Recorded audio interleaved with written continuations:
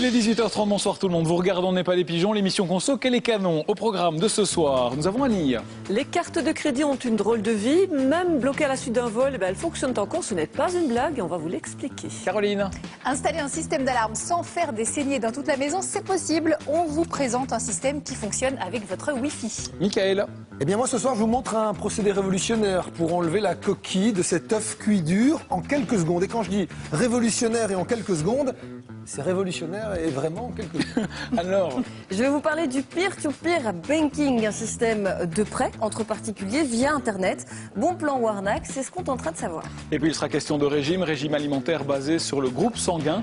Adapter son alimentation en fonction de ce qui coule dans les veines, c'est intriguant. Il n'en fallait pas plus pour qu'on s'y intéresse. Moi, ça m'a l'air parfait comme programme. Un jingle et on lance la machine.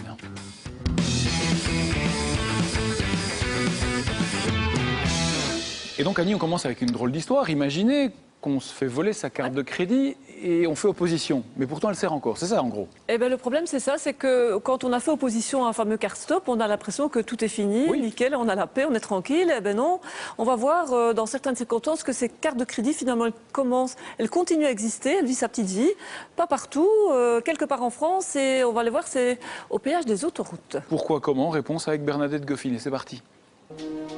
J'ai pas apprécié le fait que, à partir du moment où je me fais voler ma carte, que j'ai un numéro d'opposition, qu'à partir du moment où tout ça s'est fait, moi j'étais convaincu que si ma carte était utilisée après cette date-là, que je n'avais aucune responsabilité, mais c'est pas le cas. En octobre, Guy Boutin se ravitaille sur une aire d'autoroute française, prend juste de l'argent dans le coffre et s'en va payer. Un voleur se précipite pour ouvrir le coffre avant la fermeture automatique du véhicule et part avec son butin. Dans les 5 minutes, Guy Boutin fait opposition sur toutes ses cartes. Alors j'ai fait opposition, comme je l'ai dit, dans les 3 minutes après le vol, parce que je me suis fait voler en allant me chercher un café. Quand je suis revenu avec mon café, j'avais été volé, donc il ne s'est pas passé 5 minutes. Seulement voilà, malgré l'opposition, la carte de crédit continue de vivre sa vie, ce qu'il n'apprécie pas. Je m'attends que ma carte soit opposée. Je m'attends que ma carte ne soit plus utilisée. Je m'attends que si ma carte est utilisée frauduleusement, que ça ne me concerne plus. Et semble-t-il que ça me concerne toujours. Sur ces relevés, Guy Boutin découvre que c'est au péage français que sa carte continue d'être utilisée. C'est qu'il y a quelqu'un qui utilise ma carte pour faire des péages autoroutiers en France. Et comme eux contrôlent rien sur les cartes, même si elle est volée, ils l'acceptent. De telle sorte que moi, je suis imputé d'une dépense que je n'ai, jamais faite, 2, qui a été faite à partir d'une carte qui n'existe plus en ce qui me concerne. Worldline reconnaît qu'il y a un problème avec la SANEF, la société qui gère les autoroutes françaises. Au péage, le lecteur de votre carte n'est pas connecté au serveur central et ignore donc qu'elle a été bloquée, qu'elle ne peut plus être débitée. Les montants sont faibles et les fraudes peu nombreuses, nous dit-on. En attendant, notre victime peste sur les longueurs de procédure. J'avais déjà une contestation qui avait été faite depuis le mois de novembre chez Visa, parce que je me suis fait voler Visa aussi. J'avais une contestation que j'avais faite depuis le mois de novembre pour laquelle je n'ai jamais eu suite. Et c'était pareil pour mon épouse aussi, on a fait contestation ensemble, elle n'a jamais eu suite non plus. On a téléphoné pour voir qu'est-ce qui se passait dans le dossier et on nous a suggéré fortement que tout ce qu'on avait à faire, c'était d'attendre quelques semaines encore, qu'on n'était pas seul dans les dossiers et que nous n'avions qu'à attendre, c'est tout ce qu'on avait à faire. Guy Boutin sait qu'il sera remboursé et que tout cela finira bien, mais quel stress inutile.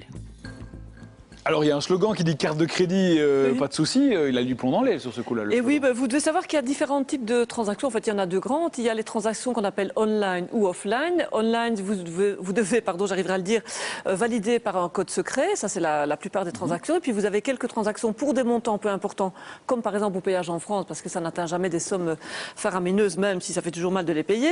On appelle ça des transactions offline. Et ça, vous n'avez pas besoin d'inscrire votre carte, votre code de validation. Vous m'avez validation, on est compris. d'accord, on Voilà, sait, vous mettez voilà. votre carte et vous passez tout de suite. Alors, Et voilà, et c'est ça le problème. petit coup de gueule à l'heure de l'Europe, Annie. Écoutez, on a fait plein d'émissions ici sur la difficulté maintenant, enfin la difficulté pour le commun des mortels de faire ces fameuses domiciliations européennes. Vous savez que ça a changé et pour certaines personnes c'est un peu compliqué. On nous bassine l'oreille avec les paiements, il faut maintenant mettre le code IBAN, etc. C'est très bien pour l'Europe et on se pose des questions sur la difficulté de pouvoir assurer la sécurité de tout le monde à des péages français quand on habite à quelques kilomètres de là. C'est un peu compliqué à comprendre ça. Est-ce que ce type de fraude est courant ? Eh bien oui, j'ai fait des petites bon recherches et il y a eu des jugements en France. Il y a eu des grosses fraudes d'ailleurs parce que vous savez que ça peut porter sur des millions d'euros. Et les victimes, ce sont évidemment les sociétés des autoroutes françaises. Pourquoi ? Parce qu'il y a des trafics de cartes bancaires volées. On vous les refile pour 10 € sur certains parkings espagnols. Et il y a également certains transporteurs qui sont à l'origine d'une fraude, par exemple, avec des tickets de transport. Bon, il y a voilà, des embrouilles, mais ça porte sur des millions d'euros. Okay. Donc, quand on voit le témoignage de notre ami ici, il n'est pas rare d'avoir donc des cartes bancaires qui sont volées et qui sont revendues pour pas grand-chose. En l'occurrence, il faut réagir comment le consommateur? Alors tout de suite, quand on a volé votre carte, vous l'avez perdue, vous savez ce qu'il faut faire. Alors c'est 070 344 344. 344. Si vous êtes de l'étranger, c'est exactement le même numéro. Vous faites 0032. Ne faites pas le numéro de téléphone du carte stop en France, ça ne marchera jamais pour nos cartes belges. Mais vous devez aussi, quand vous avez une carte de crédit, et c'est le cas ici, contester vos transactions. Ça veut dire que vous devez éplucher vos relevés de compte qui vous arrivent régulièrement. Et s'il y a même une petite somme, 5, 10, 15, 20 €, vous devez absolument la contester. Et contester ça, c'est aller sur le site www.macarte.be parce que vous devez remplir des formulaires. Il y a une procédure qui est à respecter. Si vous ne la respectez pas, ça ne sert à rien de la contester. Est-ce que c'est utile de faire opposition? Oui. Pour une simple raison, c'est que tant que vous n'avez pas notifié à Carte Stop, donc fait le 070 344 344, vous êtes responsable de tous les retraits frauduleux qui ont été effectués avec votre carte. À concurrence de 150 € quand même, mais quand même 150 €. Une fois que vous avez notifié votre opposition, à ce moment-là, c'est la banque qui va devoir et qui est responsable des retraits frauduleux. Et les retraits frauduleux, c'est pas simplement Banque Contact, hein, ça peut être le PC Banking, Phone Banking, etc. Donc c'est très très important, c'est absolument indispensable.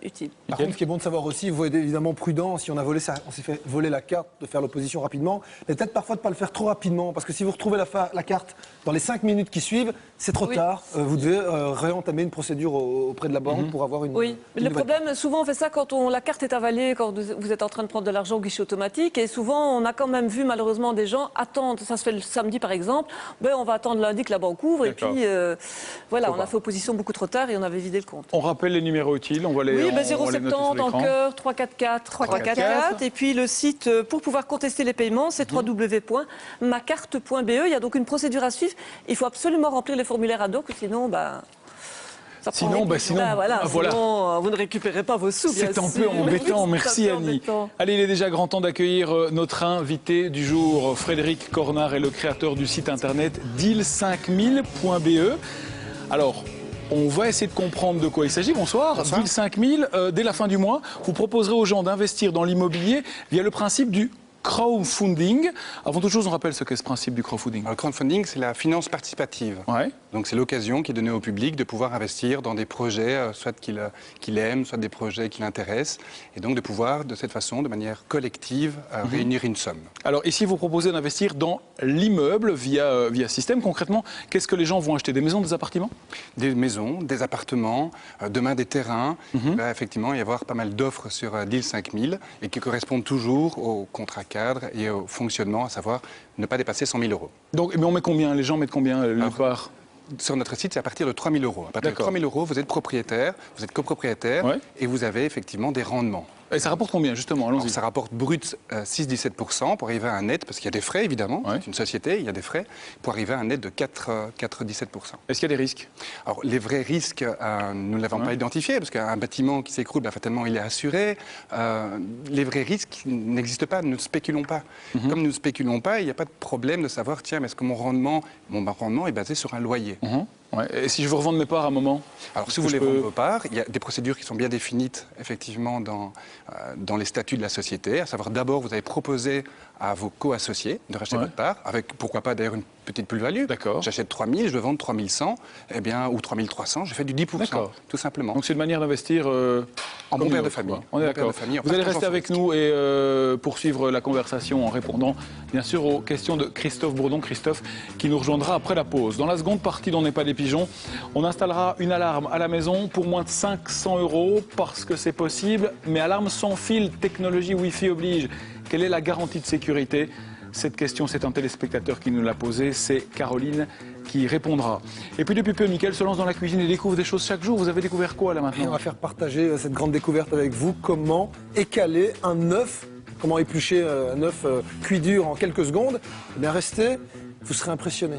Et puis il sera question de régime également, régime alimentaire basé sur le groupe sanguin. Voilà autre chose maintenant, mais adapter son alimentation en fonction de ce qui coule dans les veines, même si c'est pas nouveau, ça nous intrigue, donc on en parle et on s'y intéresse. On fait une toute petite pause rikiki de rien du tout, ne bougez pas tout de suite.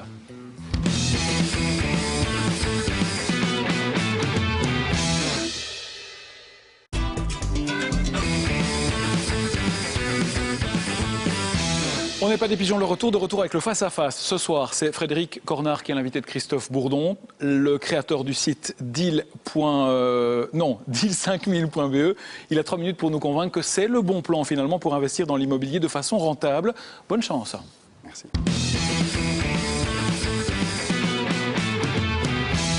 Bonsoir. Bonsoir. C'est vrai qu'on parle de plus en plus du crowdfunding. J'étais le premier en Belgique à en lancer. Quand j'étais à Dojo rencontre un homme politique, j'avais lancé le Herman de crowdfunding. Ah oui. Et personne n'a payé malheureusement. Ah bah oui. Écoutez, Le rendement était intéressant ou pas peut-être ? Je pense que c'était peut-être pas un rendement très intéressant, oui. Je vous avoue que moi j'ai été un peu ébloui en allant sur le site de Deal 5000 parce qu'ils annoncent un rendement entre 5,06 et 7,96%. Donc on se dit, intéressant. Bon, c'est du brut. En net, on tombe à du 4,48 maximum.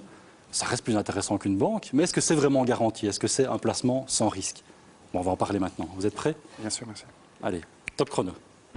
Vous dites sur votre site que vous proposez du placement immobilier sans risque, entre guillemets, mais dans une interview que vous avez donnée à Sud Presse le 10 février, vous dites qu'aucun rendement n'est garanti. Bien sûr. Donc moi, c'est sans risque ou c'est pas sans risque ? Alors c'est évidemment sans risque au niveau de son placement, parce que quand on achète des briques, le Belge a une brique dans le ventre, quand on achète une brique, on en est propriétaire, donc il n'y a pas de risque par rapport à son économie. En revanche, au niveau du rendement, il est évident qu'il se peut qu'un propriétaire ne paye pas son loyer, ça peut arriver pendant quelques mois. Un locataire, pardon.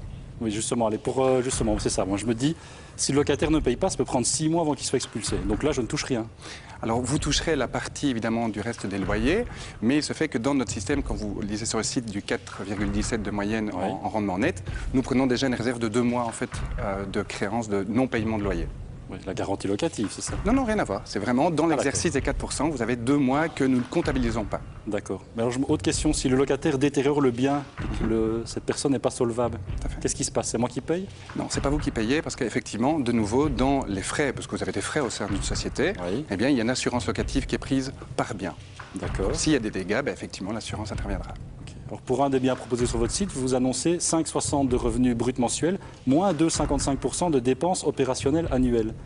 À quoi correspondent ces dépenses opérationnelles annuelles ? Tous les frais liés en totale transparence à une activité classique, à une société, à savoir les frais de comptabilité, les publications de bilan ou ce genre de choses. Les frais de gérance. Je sais qu'on va chez le notaire pour créer la société. On crée quel type de société ? Parce que ça, c'est pas dit sur le site. Enfin, c'est une SPRL, c'est une société immobilière qui est à l'origine de la SPRL. Alors vous, comment vous y retrouvez financièrement ? Vous prenez combien sur la vente des parts, sur le loyer mensuel ? Donc nous, notre revenu est de 1,5% sur l'ensemble du deal. Donc une fois que le deal est clôturé seulement, et nous ne percevons pas d'argent. Donc quand vous alors je me dis quand vous annoncez par exemple un exemple, donc plus 5,60 de brut mensuel, moins 2,55, je vais toucher vraiment combien ? Nos 1,50 sont dans les 2,50 qui sont proposés au public. D'accord. Donc tout ça est bien précisé sur le site. D'accord. Ça dit, pour l'instant j'ai trouvé 12 biens sur votre site, il y en a 8 à Marché-Nos-Ponts, 2 à Dampremis, 2 à Gilly. Donc ils sont tous dans les sections de Charleroi. Pourquoi ils sont tous là ? Alors c'était effectivement les premières offres que nous avons reçues et depuis le lancement de Deal 5000, nous avons également des biens qui arrivent dans les jours qui arrivent, dans les jours qui suivent, pardon, pourquoi là ? de Bruxelles. Vous n'avez pas répondu. Parce que tout simplement c'était une opportunité, de réelles opportunités, parce que les loyers sont très intéressants proportionnellement à la valeur du bien. Vous n'aurez pas des biens du côté de l'Aisne effectivement sur Deal 5000. Oui, mais justement, est-ce qu'on peut dire que votre système profite de la misère des autres ? Pas du tout, parce que justement la garantie c'est que comme on veut percevoir son rendement, on a tout intérêt à ce que le locataire soit dans de bonnes conditions. Donc on ne profite pas du système, on profite du fait que vous avez des propriétaires qui sont aussi en face de devoir vendre. Ça dit, si je veux vendre mes parts, un autre actionnaire peut les racheter, ou alors c'est vous ou vous les mettez en vente sur votre site.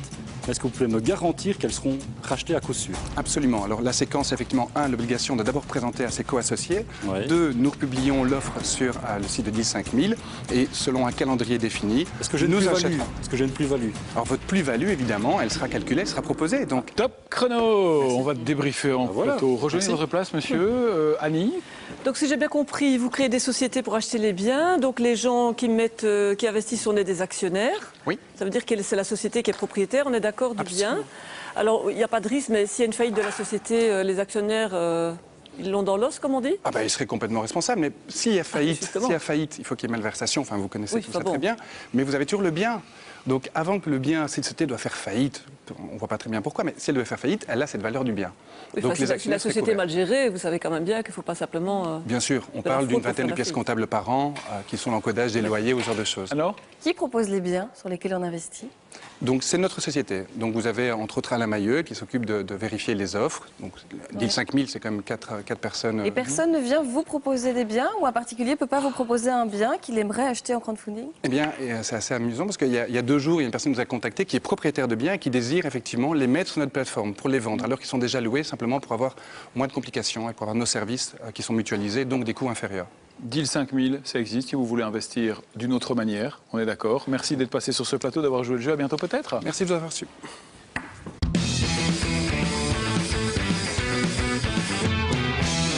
La suite. Oh, mince. J'ai encore oublié de désactiver l'alarme. C'est bête, hein. Je crois que j'ai acheté un truc pas cher. Je me suis fait avoir parce que ça sonne. Non, c'est pas Super Conso. On pourrait croire que, mais Super Conso, il y a une lumière qui tourne. Non, là, c'est vraiment une alarme pas chère. Et voilà.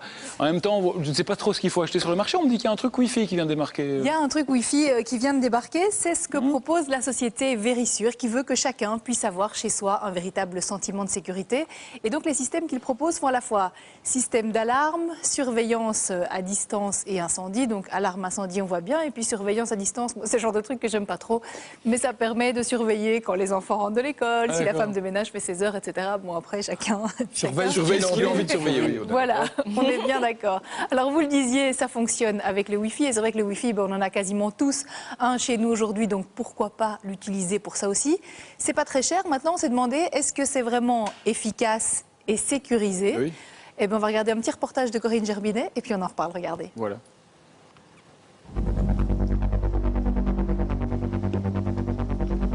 Nous avons été cambriolés il y a un mois environ.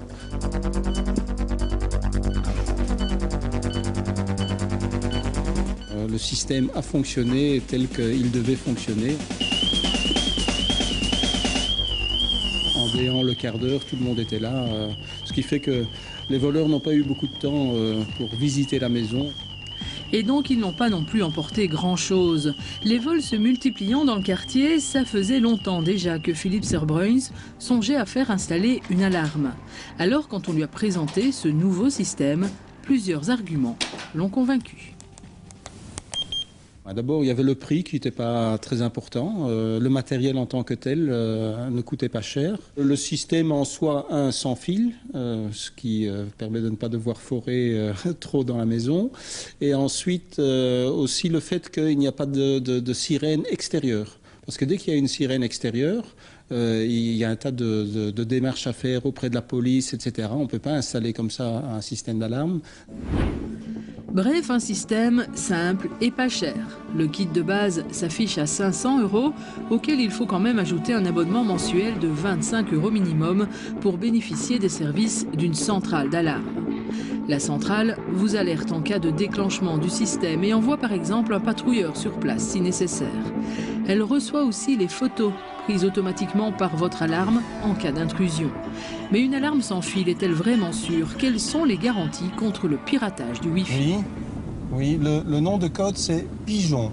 Il y a déjà plusieurs éléments en possession du client, donc à savoir la définition de code d'activation et de désactivation, la définition de code d'identification auprès de notre centre de télésurveillance par exemple, mais nous avons aussi plusieurs mesures sur notre système, avec notre système, qui nous permettent de protéger donc justement l'accès aux données. On n'en saura pas plus. Le système peut même être contrôlé à distance via votre smartphone. Mais là aussi, un code à 4 chiffres vous sera demandé, comme sur votre carte de banque par exemple. Mieux vaut donc éviter les combinaisons simplistes ou trop faciles à deviner. Bon, au niveau prix, on le voit, franchement, il n'y a pas grand-chose à dire. Au niveau sécurité, est-ce que c'est fiable? Parce que c'est ça l'essentiel. Bah oui, c'est ça l'essentiel. Donc ça fonctionne, on le disait, sur le Wi-Fi. Il y a quand même des codes d'accès, plusieurs codes d'accès qui sont demandés. Moi, je ne suis pas spécialiste en la matière, donc je me suis retournée vers notre expert, Olivier Bogart, de la police fédérale, qui lui me dit qu'a priori, ça a l'air assez bien sécurisé. Néanmoins, dans ce genre de cas, si on doit mettre des mots de passe qu'on peut choisir et qui ne sont pas, comme on le voyait, à 4 chiffres, mais avec plus de chiffres, il y a quand même des conseils toujours bien utiles, à savoir choisir un mot de passe avec 10 caractères minimum et essayer évidemment d'y inclure des minuscules, des majuscules, des chiffres et tout ce qu'on peut pour le rendre le moins. Et qu'on ne retient pas parce que c'est trop compliqué, c'est un peu embêtant. Bon, un système qui fonctionne avec le Wi-Fi, c'est bien, mais si je coupe le Wi-Fi la nuit? Alors ça, c'est vrai que c'est la question qu'on peut se poser parce qu'on est nombreux à couper notre Wi-Fi la nuit, ne fût-ce que pour des questions de santé, vu qu'on ne connaît pas encore très bien les répercussions de toutes ces ondes. Eh bien, pas de souci, parce que la centrale qui est installée à la maison fonctionne non seulement en Wi-Fi, mais aussi est connectée avec un câble Ethernet, ce qui veut dire que même si le Wi-Fi est coupé, pas de souci en cas d'intrusion ou s'il y avait quoi que ce soit à signaler, la centrale continuera d'avertir le système de sécurité. Donc ça, il n'y a pas de souci. Le seul petit problème, c'est qu'évidemment, il y a des options qui fonctionnent gratuitement grâce au Wi-Fi. Par exemple, on voit c'est connecté avec notre téléphone portable, donc on peut au réveil décider de déconnecter l'alarme. Et bien à ce moment-là, si le Wi-Fi est désactivé, il faudra payer le prix d'un SMS. Voilà, c'est juste le petit si quelqu'un cherche à brouiller le signal Wi-Fi? Eh bien, même chose, pas de problème. Il faut, à ce moment-là, il y a toujours cette centrale qui est connectée avec le câble Ethernet, donc on ne peut pas la désactiver si facilement que ça. On sent bien que ça a quand même été pensé dans ce sens-là aussi. Alors on parlait du prix du kit, ok, d'accord, mais 25 € en plus par mois, c'est peut-être un peu beaucoup, non? Oui, moi je trouve que personnellement, c'est là où le bas blesse, c'est minimum 25 €, ça va jusqu'à 32 €. Alors évidemment, à ce prix-là, on vous appelle, vous recevez un message si jamais votre centrale se déclenche. Si vous ne répondez pas, l'agent peut intervenir, éventuellement envoyer la police. Si on peut aussi évidemment voir si le feu se déclare chez vous, éventuellement envoyer les pompiers. On est bien d'accord. Maintenant, si vous achetez une centrale classique, vous n'êtes pas obligé de prendre ces options. Vous pouvez vous contenter des SMS et c'est ce que quand même pas mal de gens font parce que c'est nettement plus abordable. Et puis dans les autres systèmes, il y a un contrat d'entretien que vous devez quand même payer, qui est annuel et de temps en temps, ça peut coûter aussi cher. Oui, on est bien d'accord. Il faut savoir aussi quand on a été cambriolé, on est assez parano dans les jours, dans les semaines, dans les mois qui suivent et c'est plutôt rassurant. C'est le prix qu'il faut payer pour avoir un accès à distance à sa maison. Juste une image avec la vidéo, voir que tout se passe bien. Quand on a été cambriolé, ça fait vraiment du bien. Petit rappel des prix, justement. Alors, un petit rappel des prix. Alors, on voyait le prix de base dans le reportage, 499 €. Chez eux, donc toujours chez Verisure, on va jusqu'à 999 €. Ah oui, là, c'est le système de base. Ça, je vais en parler dans un petit instant. Et pour les abonnements chez eux, c'est entre 25 et 32 €. Maintenant, ils étudient aussi des formules qui soient moins chères à l'avenir. Et puis là, on voyait un système de base, justement, quelle est la différence? Pour un petit peu comparer. Système classique, on est quand même à un minimum de 1330 €. C'est un prix que j'ai reçu avec un contact, un clavier, un détecteur, une sirène intérieure et extérieure, donc avec installation et mise en service. Mais là, c'est vraiment un système pour un petit appartement. 1330 €, un contact supplémentaire, 75 €, un détecteur intérieur, 198 €, 350 pour un détecteur extérieur. Ça a un prix. Maintenant, évidemment, si on paye des mois d'abonnement de l'autre côté, il faut aussi faire ses comptes. Ouais. Alors, dans un système d'alarme classique, et là, les tarifs ne sont pas encore d'application pour le système Wi-Fi, si on veut, par exemple, choisir simplement le système SMS, on est à 6,25 € hors TVA par mois. Après, avec un système intermédiaire, 10 € hors TVA par mois. Donc là, il y a un agent qui vous appelle aussi si vous ne répondez pas à vos SMS. Et puis l'agent qui passe directement sur place, là, on est dans les mêmes gammes de prix, 30 à 35 €. Donc il faut faire ses comptes. Dans tous les cas, tout se paye. À vous de faire une étude de marché et de choisir le bon produit qui correspond à vos besoins. Exactement. Pour la suite, on va accueillir Nicolas Guggenbuhl, qui est notre diététicien de référence dans l'équipe. Si on lui demande de venir ce soir, c'est parce qu'il y a, c'est parce qu'on repart. Je ne vais pas dire que, je sais pas, prenez la place de, voilà, mettez-vous à la place de Mickaël. On va faire comme ça. Si on vous invite aujourd'hui, c'est pas pour casser les œufs de Mickaël, c'est justement parce que on reparle d'un régime basé sur le groupe sanguin. Donc, en régime alimentaire basé sur ce qui coule dans les veines. J'ai envie de dire, c'est n'importe quoi. On va voir. Disons qu'en tout cas, il y a beaucoup de personnes qui y croient. Et le principe est simple, c'est qu'il y a 4 groupes sanguins sur Terre, et selon le groupe sanguin, eh bien, il faut adopter tel ou tel régime. Sinon, eh bien, on risque tout le malheur du monde. Oui, c'est ça. C'est-à-dire que la théorie voudrait que des tas de maladies, cancer, obésité, soient dus au manque d'adéquation entre le groupe sanguin et le régime. Bon, par exemple, je suis du groupe O. Qu'est-ce que je dois faire comme régime? Bienvenue chez les chasseurs-cueilleurs, parce que c'est le groupe ancestral. Donc, c'est une nourriture basée sur les protéines animales. Bien évidemment, pas de produits laitiers, pas de céréales, ni quoi que ce soit.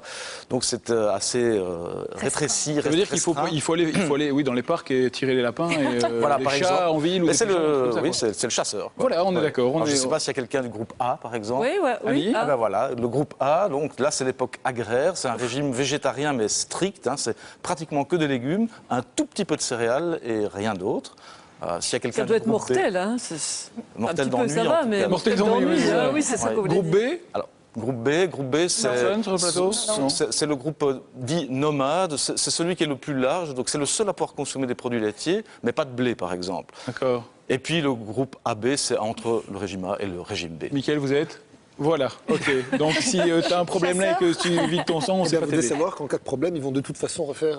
La confiance dans ce domaine-là, elle est de plus en plus rare. Et donc en général, c'est ce qui me rassure. On fait un test avant d'avoir. Mais s'il est trop tard. S'il est trop tard, mais il est trop tard. Bon, ça se repose sur quoi cette théorie, Nicolas? Alors le principe, c'est lié à l'apparition des groupes sanguins dans l'histoire, ce qui n'a jamais pu être démontré. C'est-à-dire qu'on ne peut pas rattacher à une date bien précise l'apparition des groupes sanguins. Alors il y a une théorie comme quoi les lectines, donc des protéines dans l'alimentation, se fixer sur nos globules rouges. Ce qui, d'un point de vue nutritionnel, est un petit peu aberrant, puisque les protéines que l'on ingère sont détruites lors de la digestion. Donc, elles ne peuvent pas atteindre les globules rouges. Mais bon, comme c'est un régime qui a été inventé il y a quelques années, on ne connaissait peut-être pas tout. Donc, alors, visiblement, si on en reparle, c'est qu'il y a des gens qui suivent ça, ils sont plutôt contents, ça marche? Alors, ça marche, on peut dire quelque part que ça marche, parce que quand on suit un tel régime, eh bien, on a des résultats. Et c'est ce qu'ont voulu objectiver, justement, tout récemment des chercheurs de l'Université de Toronto. Ils ont mené une étude auprès de 1400 personnes qui ont suivi ces différents régimes. Et effectivement, ils ont constaté que ceux qui étaient dans le groupe O, par exemple, avaient moins de graisse dans le sang, ce qui, en soi, n'est pas étonnant, puisque quand on mange pratiquement que des protéines végétales, donc pas de glucides, ni de sucre, ni d'alcool, eh bien on sait qu'on a moins de graisse dans le sang. Ceux qui avaient suivi le régime A, donc à base de légumes, eh bien avaient un tour de taille légèrement plus faible et une pression sanguine plus faible. Donc on pourrait se dire que ça marche. Oui, mais en même temps, j'ai l'impression que c'est quand même un peu, si on suit un régime, quoi qu'il arrive, comme ça, on aura des effets. Et c'est ça l'intérêt de l'étude, c'est qu'ils ont aussi pris le groupe sanguin des gens, et lorsqu'ils ont croisé les données du régime avec ceux des groupes sanguins, ils se sont rendus compte qu'en fait, le régime A entraîne ses effets, quel que soit votre groupe sanguin. Donc, le régime O, même chose. Donc en fait, ce n'est pas un effet lié au groupe sanguin, c'est un effet du régime qui marche, quels que soient les groupes sanguins. Michael, oui. Un truc à rajouter? Si ce n'est que... Vous n'avez pas fait régime pendant 2 semaines, vous avez perdu quoi, 15 jours? J'ai perdu 15 jours, moi. Oui, mais donc, ce sont des études qui ne sont pas très fiables. C'est vrai que si on ne mange que des légumes pendant un mois, forcément qu'on va avoir de la taille en moins. Oui, mais en attendant, il y a un mec qui a écrit un bouquin là-dessus, il y a des gens qui sont rués. Traduit dans 52 langues. Et donc le mec, bingo, hein? Bingo, oui. C'est ce qu'on attend alors pour écrire un livre. Ça a un peu déchaîné les passions. On a mis un message sur la page Facebook ce matin, de l'émission et ça réagit pas mal. Et les premières réactions, elles viennent de tomber. Il y a celle d'Henri Louis qui, lui, par rapport à ce bouquin, sérieux doute, puisqu'il dit que le type a profité de la crédulité des moutons, des pigeons, aussi, pour s'enrichir. Il n'y a pas qu'Henri Louis, il y a Cathy aussi, qui, elle, dit qu'elle a acheté le bouquin, qu'elle ne l'a jamais ouvert. Une amie le suivait, ça lui convenait. Voilà, donc comme quoi, on a un petit peu de tout sur Facebook, et parmi les réactions par rapport à ce bouquin précisément. Mais le débat se poursuit évidemment sur Facebook. J'ai envie de dire, Nicolas, c'est comme tous les régimes. Il faut faire gaffe, quoi. Oui, c'est ça. Surtout les régimes qui imposent de supprimer un grand nombre d'aliments, ce sont généralement les plus déséquilibrés, donc à terme les plus dangereux. Et puis il faut aller voir un spécialiste pour avoir le régime adéquat qu'il faut en fonction de encadré par un diététicien, c'est clair. On est d'accord les filles, ce régime... On a compris. Sinon, je crois que... Qui c'est qui va chasser avec moi ce soir pour manger? Moi je suis chasseuse aussi. Voilà, je chasse, tu cueilles. On va faire un truc comme ça. Merci Nicolas. On va rester, Mickaël, retourner à votre place pour un test énorme. Parce que Mickaël découvre le monde de la cuisine.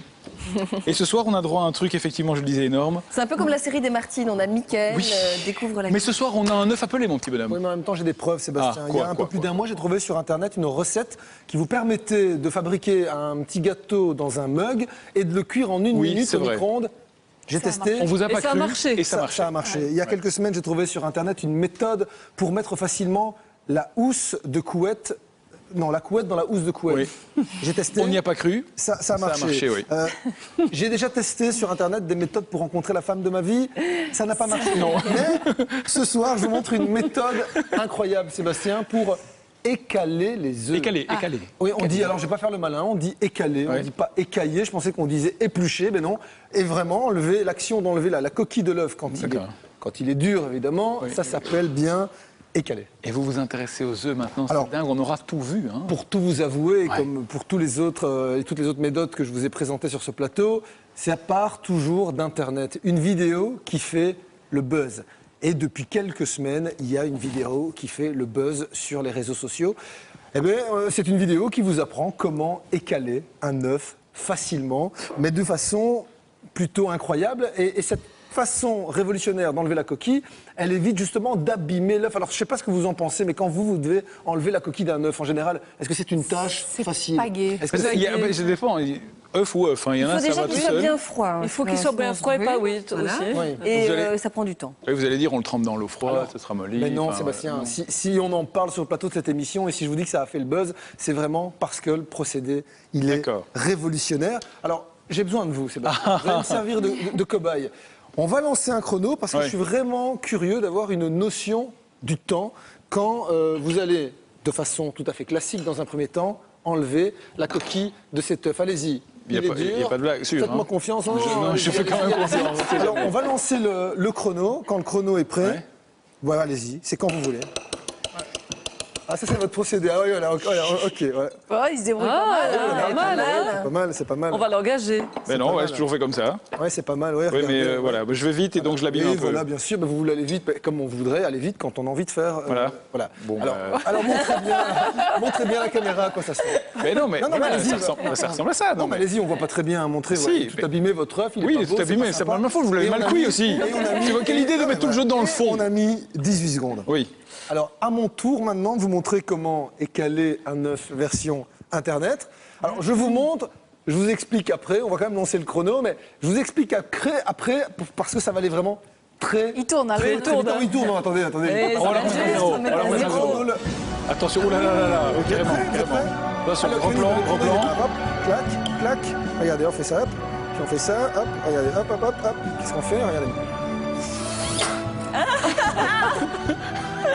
Ok, 9 secondes. Non, ok, respect. Et alors, regardez cette œuf. Respect. C'est moins frais, si je peux me permettre. Je vais vous expliquer Faut pas être malade, quoi. Je vais vous expliquer ce qui s'est passé. Donc, on a enlevé l'écaille d'un côté, on a enlevé l'écaille de l'autre extrémité, et ensuite on a soufflé. Maintenant, pour vous rassurer, j'ai pas mis ma bouche contre l'œuf. Donc, pour des raisons d'hygiène, il suffit juste de coller sa bouche contre ses doigts. Et vous regardez. Dans le souffle. Voilà. Dans le souffle, il y a tout le fromage que vous avez mangé à midi. Regardez, cet œuf, il est parfait. Ça a pris que quelques secondes. Et quand évidemment vous avez des invités à la maison, vous n'êtes pas obligé de leur dire. Mais si, vous n'êtes pas obligé de leur dire. Non, c'est ça. Alors, je vous propose autour de la table de tester. Regardez, j'ai plein d'œufs. Allez-y, Caroline d'abord. Ils sont durs, moi. Oui, non, mais faites confiance. Passez un œuf. Je peux y aller ou pas? Oui, allez-y. Allez, chacun à votre tour, pas tous en même temps. On commence par Caroline. Caroline, alors vous avez vu comment ça fonctionne? Oui, j'ai vu. Voilà, j'enlève le bout, un petit peu de l'autre côté, ça suffit. Non, voilà. Alors, vous êtes entraînés, c'est J'essaie, attention. Alors c'est dégueulasse, j'en mange et tout. Moi, j'en ai pas, donc je fais pas. En plus, on a de la coquille dans la bouche. Il y a de l'eau. Ok. Faites comment? Et franchement, c'est super facile, mais c'est un peu dégueulasse parce que... Je vais vous remontrer. Il faut du souffle, alors. Il y a de l'eau dedans, c'est dégueu. Non, mais... Bon, voilà, on parlait, l'idée est belle. Ce n'est pas frais, ce n'est pas mais frais du après tout. l'avoir testé, il y a quand même les postillons. Non, Annie. Mais moi, j'ai pas essayé. J'ai pas essayé. On a de la coquille dans la bouche, c'est dégueulasse. C'est dégueu. Oh merde, oh, vous êtes dégueulasse.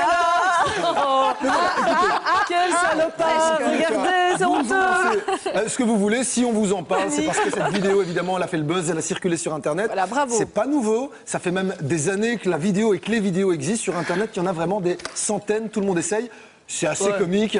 C'est assez comique. Et c'est assez pratique quand on est seul à la voilà, maison. on va dire ça. Parce On que vous mettra la sincèrement, vidéo sur la page Facebook de l'émission. Ça a le mérite d'exister. Ça a le mérite d'avoir enflammé la toile pendant quelques jours, voire quelques semaines. Et l'émission, c'est pratique, c'est drôle, c'est comique à faire avec les gosses, mais sincèrement, au niveau de l'hygiène, il faut être seul à la maison et être sûr qu'on le mange tout seul, l'œuf, parce que ne faites pas ça à vos amis, vous n'aurez pas d'amis.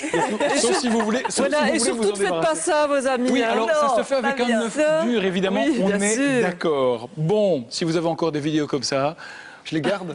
Non, faites faites à la partager maison. la communauté des pigeons, évidemment, ça fait plaisir. Dans la dernière partie de cette émission, on vous parlera d'une plateforme internet de crédit un peu particulier, le prêt peer-to-peer.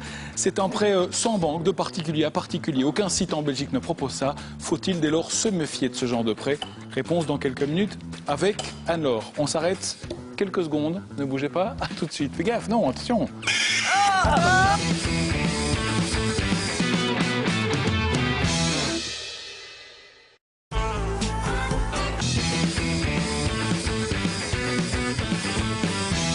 Troisième et dernière partie dont n'est pas des pigeons. Vous avez besoin d'argent. 3 possibilités s'offrent à vous. Vous nous en demandez, mais on n'en a pas, donc ça c'est simple. Vous faites un prêt à la banque, ou alors vous faites, parce que ça existe, des prêts entre particuliers. Ça se multiplie en plus, Anne-Laure. Voilà, parce que de plus en plus de personnes, finalement, se retrouvent dans l'impossibilité d'emprunter auprès d'une banque ou d'une société de crédit classique. Du coup, profitant de cette situation de crise, on peut le dire, un nouveau système s'est développé sur Internet. C'est le peer-to-peer banking. Qu'est-ce que c'est? Eh bien, c'est en effet un prêt entre particuliers, vous le disiez, mais via une plateforme Internet. Le principe, c'est de mettre en relation un prêteur, un emprunteur et d'arranger cette transaction, de faciliter cette transaction via un site internet qui se charge de l'encadrer, cette transaction, mais qui, évidemment, au passage, prend une commission. Il faut savoir que c'est un système qui se développe beaucoup, surtout aux États-Unis. C'est parti de là, d'ailleurs. Mais ça se développe aussi maintenant en Europe, notamment en Grande-Bretagne et en France. Et chez nous? Ah ben, chez nous, pour l'instant, aucune de ces plateformes de peer-to-peer n'a été autorisée. Elles sont pas interdites, mais elles ne sont pas non plus autorisées. Vous allez voir, la nuance est faible, mais elle existe. Alors, est-ce qu'il faut croire du coup qu'il faut se méfier de ce genre de plateforme, que c'est quelque chose à éviter? Est-ce qu'il y a une arnaque là derrière? Eh bien, vous verrez ça dans un reportage signé Olivier Corwen. Sur Internet, des sites mettent en relation prêteurs et emprunteurs. Il s'agit de court-circuiter les banques. C'est le prêt peer-to-peer. Les objectifs peuvent varier. Certaines plateformes développent la solidarité entre le Nord et le Sud. Une communauté de prêteurs finance des projets de microcrédit. Antonio, en Colombie, bénéficiera de ce système. Les prêteurs récupéreront leur argent, mais sans intérêt. Sur d'autres sites, c'est différent. Même si on soutient des projets, on rémunère le prêt. Tous les sites que vous voyez sont légaux, mais aucun n'est belge. Nous avons trouvé l'explication au service public fédéral économie. Rien ne l'interdit. Donc en Belgique, aucune loi n'interdit de faire du prêt peer-to-peer. Maintenant, quand on regarde les conditions d'application pour accorder des crédits en Belgique, on pourrait résumer en disant que si on respecte toutes les conditions, qu'on a l'agrément du SPF Économie, bien en fait finalement on n'est plus dans du prêt peer-to-peer. Et pourtant, un site a attiré notre attention. Prêtentreparticuliers.be est un site français qui s'adresse aussi aux Belges. Alors, si vous avez besoin d'argent, vous devez savoir que toutes les propositions sur ce site sont soumises uniquement à la loi française. Ainsi, par exemple, les taux d'intérêt sont plus élevés qu'en Belgique. Et cet intermédiaire de crédit n'est pas agréé chez nous. En fait, vous n'êtes pas protégé par la loi belge. Attention donc. Et si jamais vous deviez vous plaindre de pratiques frauduleuses, Un consommateur peut s'adresser à un juge belge, même si le site est français, et dire, voilà, moi dans ce cas-là, ce site oriente ses activités commerciales vers la Belgique, donc j'estime qu'il doit respecter la loi belge. Le juge pourrait décider au cas par cas, donc pourrait dire, ok, vous avez raison, il doit dans votre cas appliquer la loi belge, mais en aucun cas on ne pourra forcer un site étranger à se conformer à la loi belge. Donc, attention où vous mettez le portefeuille. Et d'ailleurs, même si certains sites, tout à fait légaux, se déclarent contre les banques, comme celui-ci, prêtdunion.fr, il faut tout de même y regarder de plus près. Ici, considérer les banques comme des acteurs empêchant l'argent de tourner en rond est tout à fait hypocrite. Confirmation avec ce chercheur français actuellement basé à Dublin, un spécialiste de l'inclusion bancaire. Et là où c'est intéressant, c'est de voir que cette structure qui est en théorie une alternative à la banque est en fait détenue à 39% par le Crédit Mutuel Arkea, donc qui est en Bretagne. Une banque donc. Une banque. Alors, pourquoi les banques, finalement, sont-elles présentes sur ce terrain-là ? À mon avis, c'est important de deux manières. Il y a la question de contrôler ce marché, éviter qu'il se développe et qu'il leur fasse de la concurrence. Donc, en étant présent, soit en tant qu'acteur direct, soit en tant que partenaire d'une structure, eh ben, elle capte une partie des profits qui vont être faits. Donc, clairement, là, il y a un intérêt. Et ensuite, il y a, je suppose, un intérêt d'apprentissage, c'est-à-dire de voir comment ces nouvelles technologies sont utilisées par les clients pour ensuite le mettre à disposition de leurs clients avec des nouveaux produits qu'elles commercialiseraient sous leur propre nom. Le prêt peer-to-peer peut participer au développement financier des emprunteurs, des prêteurs aussi.